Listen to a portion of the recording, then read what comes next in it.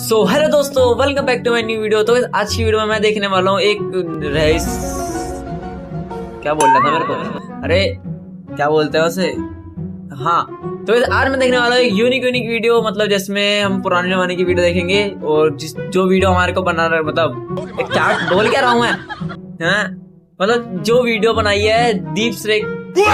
भाई क्या हो रहा है यार मेरे से, छोड़ रहा हूँ, चलो सीधे चलते वीडियो के अंदर।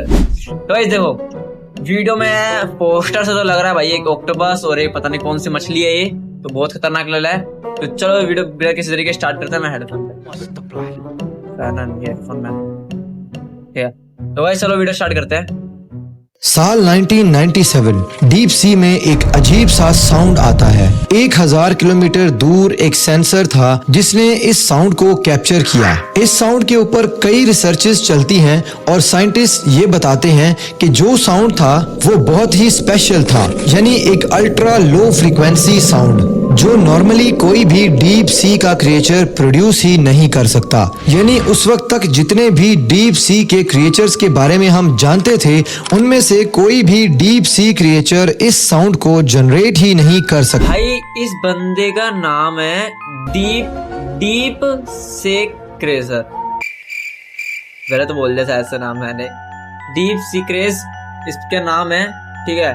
तो भाई चलो वीडियो आगे प्ले। ये उठता है कि आखिर वो साउंड डीप सी से आया कहां से। क्या डीप सी के अंदर कुछ ऐसे बड़े क्रिएचर्स हैं जिनके बारे में हमें बिल्कुल भी नहीं पता। कुछ ऐसे क्रिएचर्स जो कि इंसान के साइज से 100 गुना ज्यादा बड़े हैं, जो कि कुछ डिफरेंट टाइप्स के साउंड्स प्रोड्यूस कर सकते हैं। शायद कुछ ऐसा ही हुआ था ओशन गेट नाम की कंपनी के साथ, जो कि सबमरीन की मदद से टूरिस्ट लोगों को डीप सी के अंदर ले जाती है। ये सबमरीन टूरिस्ट को डीप सी में ले जाकर टाइटैनिक जहाज का मलबा दिखाती है। सब कुछ सही चल रहा था, लेकिन एक दिन 2023 में कुछ लोग उस सबमरीन से डीप सी में जाते हैं, लेकिन 1.5 घंटे बाद सिग्नल लॉस्ट हो जाता है। उन सब का कुछ पता नहीं चलता कि आखिर वो सबमरीन गई कहाँ। कुछ दिन की रिसर्च के बाद ये पता चलता है कि वो सबमरीन इम्प्लोड हो चुकी है और उसके टुकड़े डीप सी के अंदर मिलते हैं। अब सवाल ये पैदा होता है कि आखिर डीप सी के अंदर ऐसा क्या है कि इतनी हाई टेक्नोलॉजी से बनी सबमरीन भी उसके अंदर सरवाइव नहीं कर पाई, या फिर ये काम किसी ऐसे क्रिएचर का है जिसके बारे में किसी को पता ही नहीं है। आज की भाई मैंने सुना तो बहुत है भाई, क्योंकि समुंदर वाली चीजें पे ना भाई बहुत से वो खतरनाक चीजें, जैसे कि शार्क, बड़ी शार्क, बड़ी वो क्या बोलते हैं उसको, ऑक्टोपस, बहुत तगड़े। बट मैंने भाई आज तक देखा तो है नहीं, क्योंकि गया ही नहीं भाई, गया ही नहीं हुआ। इन सारी मिस्ट्रीज को साइंस की मदद से समझने की कोशिश करेंगे, इसलिए वीडियो को पूरा एंड तक जरूर देखिएगा। ओ भाई 2 मिनट की वीडियो जिंदगी हो भी गई है और बंदे ने वीडियो स्टार्ट ही नहीं करी अभी तक। भाई मुझे लगा वीडियो स्टार्ट कर दी यार इसने, ये क्या था भाई। गूगल मैप को ओपन करके साउथ अटलांटिक ओशन की तरफ जाएं तो वहाँ पर हमें एक अजीब सा दिखने वाला कोई क्रिएचर दिखता है, जो कि एक सी मॉन्स्टर की तरह दिखाई देता है। अब कुछ लोगों का मानना है कि ये सी मॉन्स्टर लेवाइथन है, और लेवाइथन का जिक्र बहुत सारी कहानियों के अंदर भी किया गया है। यानी एक ऐसा एंशिएंट सी मॉन्स्टर जो समंदर के अंदर कई हजारों साल से छुप कर रह रहा है। ऐसी बहुत सारी कहानियां सुनने को मिलती हैं, लेकिन क्या पता ये सब सच भी हो, क्योंकि आज तक सिर्फ 5% डीप सी को एक्सप्लोर किया गया है। 95% डीप सी अभी तक अनएक्सप्लोर्ड है। इतनी एडवांस टेक्नोलॉजी के बाद भी आखिर क्यों हम डीप सी को एक्सप्लोर नहीं कर पाते। और डीप सी के अंदर इतने अजीब से क्रिएचर्स हैं जिनको अगर हम देखेंगे तो शायद डर से ही मर जाएंगे। और शायद ऐसा ही कुछ हुआ था फरवरी 2025 में मैक्सिको के अंदर। मैक्सिको में अचानक से एक अजीब सा दिखने वाला क्रिएचर डीप सी से ओशन के ऊपर आ जाता है। अगर आप इस वीडियो को ध्यान से देखोगे तो ऐसा लग रहा है कि ये क्रिएचर ओशन के अंदर वापस जाना ही नहीं चाहता। दोस्तों इस क्रिएचर का नाम है ओरफिश, और इसकी सबसे स्पेशल चीज है इसकी खुद की इलेक्ट्रिसिटी। इससे ज्यादा शॉकिंग बात ये है कि जहाँ पर ये ओशन से बाहर आया था उस एरिया में कुछ ही दिन के बाद एक बहुत ज्यादा खतरनाक अर्थक्वेक आ जाता है। साल 2011 में जापान में अर्थक्वेक और सुनामी आने से ठीक पहले बीचेस पर यही और फिश देखी गई थी। यही कहानी मैक्सिको में भी रिपीट हुई।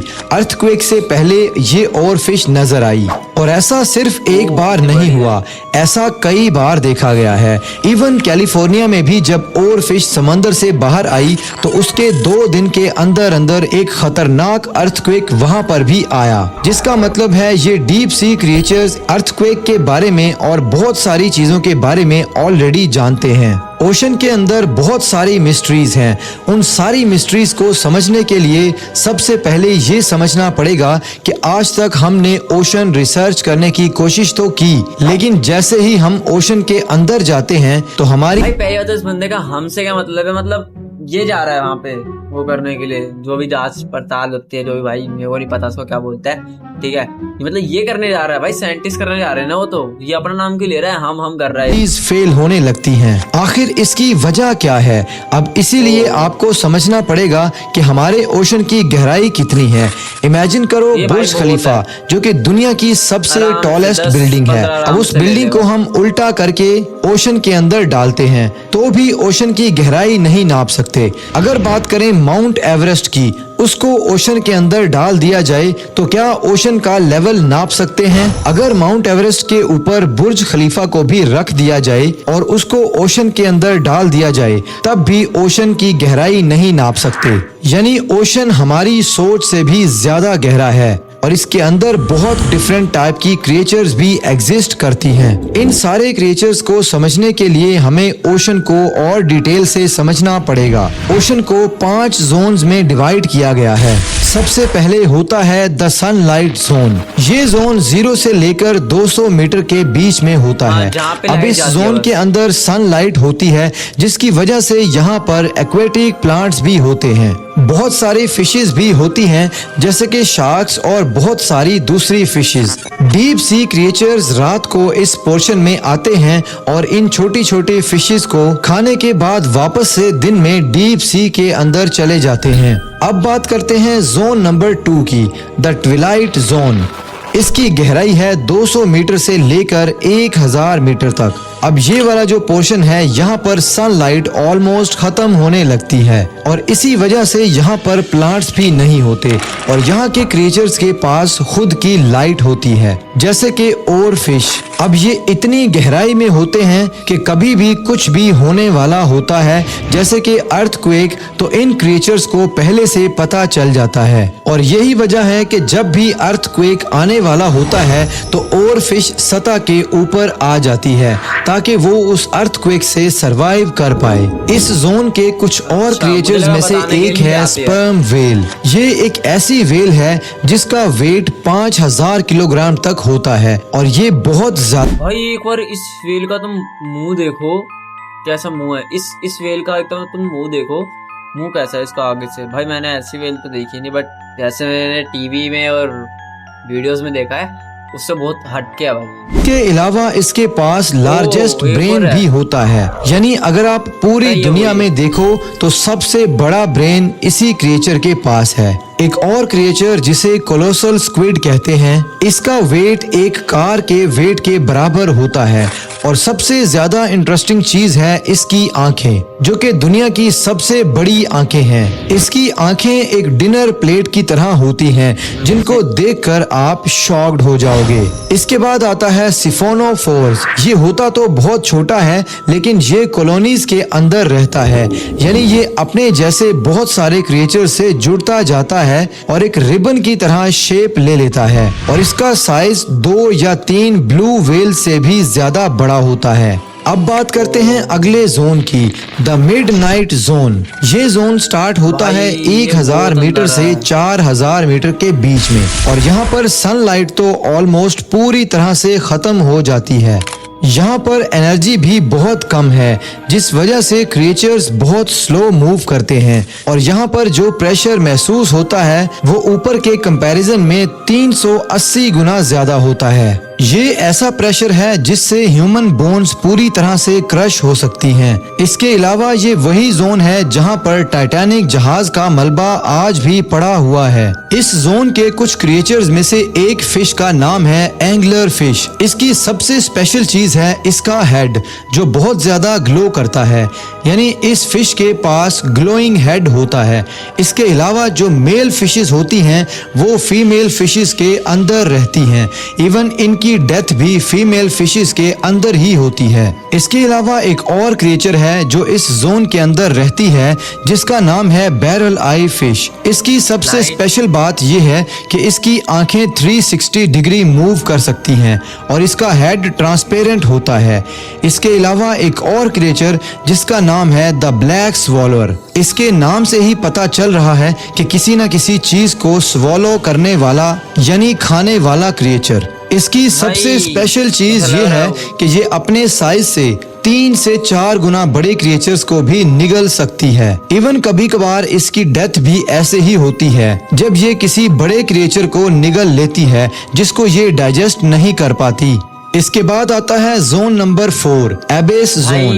एक ऐसा जोन जो 4000 मीटर से 6000 मीटर के बीच में होता है। इसके ज्यादातर क्रिएचर्स के बारे में तो इंसान पता नहीं लगा पाए, लेकिन एक क्रिएचर जो यहाँ पर मिलता है और बहुत ज्यादा इंटरेस्टिंग भी है, जिसका नाम है जंबो ऑक्टोपस। इस ऑक्टोपस की पिक्चर्स देखने पर आपको जो इसके कान जैसा कुछ दिखाई दे रहा है, ये एक्चुअली में कान नहीं है, ये है इसके हाथ, लेकिन इनकी शेप बिल्कुल कान जैसी दिखाई देती है। इंसान अभी तक ज्यादा क्रिएचर्स इस जोन के अंदर ढूंढ नहीं पाए हैं, लेकिन इसके अलावा यहाँ एक और इंटरेस्टिंग चीज है ब्राइन पूल, यानी समंदर के अंदर लेक्स। और ये लेक्स इतना ज्यादा नमक कंटेन करती हैं कि अगर कोई भी क्रिएचर इस लेक के अंदर गलती से भी गिर जाए तो उसकी डेथ पक्की है। इसके अलावा यहाँ पाए जाते हैं हाइड्रोथर्मल पूल्स।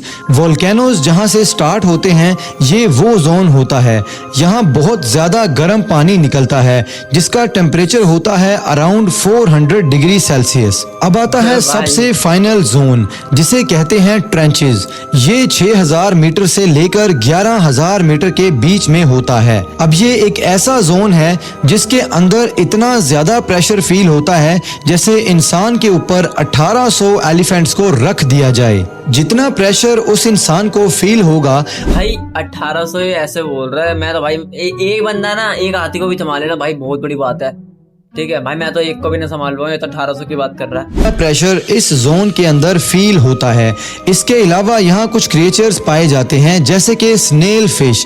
अब स्नेल फिश के पास बोन्स नहीं होती, क्योंकि अगर आपको इस जोन के अंदर सरवाइव करना है तो आपके पास बोन्स तो बिल्कुल नहीं होनी चाहिए, क्योंकि बोन्स यहाँ पर क्रश हो जाएंगी। इसके अलावा यहाँ और भी अलग अलग क्रिएचर्स हैं जिनके ऊपर आज भी रिसर्च चल रही है, और बहुत सारे ऐसे क्रिएचर्स हैं जो हम आज तक ढूंढ ही नहीं पाए हैं। सवाल ये उठता है कि इतने ज्यादा हाई टेक्नोलॉजी के बाद भी आखिर क्यों हम इन सारे क्रिएचर्स को डीप सी के अंदर ढूंढ नहीं पाते? तो इसके सिंपल से 3 रीजंस हैं। सबसे पहला रीजन है हाई प्रेशर। जैसा कि मैंने आपको बताया कि अगर आप डीप सी के अंदर जाते जाओगे तो इतना ज्यादा प्रेशर महसूस होगा जिससे कि कोई भी चीज खत्म हो सकती है, और शायद कुछ ऐसा ही हुआ था ओशन गेट की सबमरीन के साथ। वो सबमरीन पानी के अंदर गई तो थी, लेकिन पानी के अंदर इतना ज्यादा प्रेशर लगा जिसकी वजह से कुछ मिली सेकेंड्स के अंदर वो सबमरीन डिस्ट्रॉय हो गई। ये सबमरीन 2 चीजों से बनी थी, एक था कार्बन फाइबर और उसके जो जॉइंट्स थे वो टाइटेनियम से जुड़े हुए थे। अब जब इसके ऊपर प्रेशर लगता है तो कार्बन अलग तरीके से एक्सपैंड करता है और टाइटेनियम अलग तरीके से एक्सपैंड करता है, जिसकी वजह से एक बहुत छोटा सा क्रैक वहां पर डेवलप हो गया था। लेकिन क्योंकि वहां पर प्रेशर बहुत ज्यादा था तो उस मिनिएचर क्रैक की वजह से वो सबमरीन इम्प्लोड हो गई थी। इसके अलावा एक और बड़ा रीजन था डायनामिक एनवायरनमेंट। यहाँ डीप सीज के अंदर एनवायरनमेंट बहुत बेकार और अचानक से बदल सकता है, यानी कभी भी ओशन में टेम्परेचर बदल सकता है, कहीं से भी वोल्केनो आ सकता है, मैग्नेटिक फील्ड्स तक बदल सकती हैं, जिसकी वजह से अगर हम सबमरीन वहां पर चला रहे हैं तो हमें सही डायरेक्शन का भी आइडिया नहीं लग पाएगा। और थर्ड और सबसे बड़ा रीजन है डीप सी क्रिएचर्स। आज भी साइंटिस्ट्स ऐसा हम मानते हैं कि कुछ खतरनाक क्रिएचर्स आज भी हमारे ओशन के अंदर हैं जिनके बारे में हम नहीं जानते। और ये बात इसलिए भी सच हो सकती है क्योंकि जो ह्यूमंस बने हैं वो ओशन से ही बने हैं, यानी जो पूरी लाइफ बनी है ये ओशन से ही बनी है। इसकी भी एक सिंपल सी साइंस है। जब अर्थ डेवलप हो रही थी तो उस टाइम पर कुछ भी नहीं था, अर्थ का एनवायरनमेंट बहुत ज़्यादा बेकार था। फिर कई सालों तक बारिश हुई जिसकी वजह से ओशंस बने, सीज बने, और ये जो सीज होते हैं इनके अंदर होते हैं वोल्केनोज, और इन वोल्केनोज से निकलते हैं मिनरल्स, और इन मिनरल्स की मदद से बायोलॉजिकल साइकिल बनता है क्योंकि इन मिनरल्स से ही सेल्स बन पाते हैं और सेल्स से बनते हैं कोई भी क्रिएचर्स, फिर चाहे वो इंसान हो या फिर कोई दूसरा जानवर। यानी ओशन के अंदर एक ऐसी लाइफ एग्जिस्ट करना जो कि हमारी सोच से भी परे है वो पॉसिबल है। यानी ये जो लेवाइथन नाम का क्रिएचर है, क्या पता ये सच में आज भी डीप सी के अंदर एग्जिस्ट करता हो। लेकिन एक चीज जिसके बारे में हमने अभी तक डिस्कस नहीं किया कि जो डीप सी क्रिएचर है ये आजकल इतने ज्यादा ओशंस के बाहर क्यों आ रहे हैं। इसकी दो सिंपल रीजंस हैं। सबसे पहला रीजन है अर्थक्वेक्स एंड वोल्केनोज। जब भी ओशन के अंदर अर्थक्वेक्स आते हैं तो ये डीप सी क्रिएचर्स खुद को बचाने के लिए ऊपर आ जाते हैं। लेकिन इसका एक और रीजन है और वो है हम इंसान। आज के टाइम पर हमने इतना ज्यादा पोल्यूशन कर दिया है कि ओशन के पानी के अंदर, भाई ये बात तो सच है भाई, हम भाई बहुत ऑक्सीजन की कमी है भाई, खासकर तो दिल्ली में भाई इतना पोल्यूशन हो रहा है ना, पूछो मत भाई। अमाउंट बहुत ज्यादा कम हो गया है। इसके अलावा हम डीप सी माइनिंग भी करते हैं। इसके साउंड और वाइब्रेशन की वजह से इन डीप सी क्रिएचर्स को बहुत ज्यादा नुकसान होता है। तो भाई वीडियो खत्म हो गया फाइनली।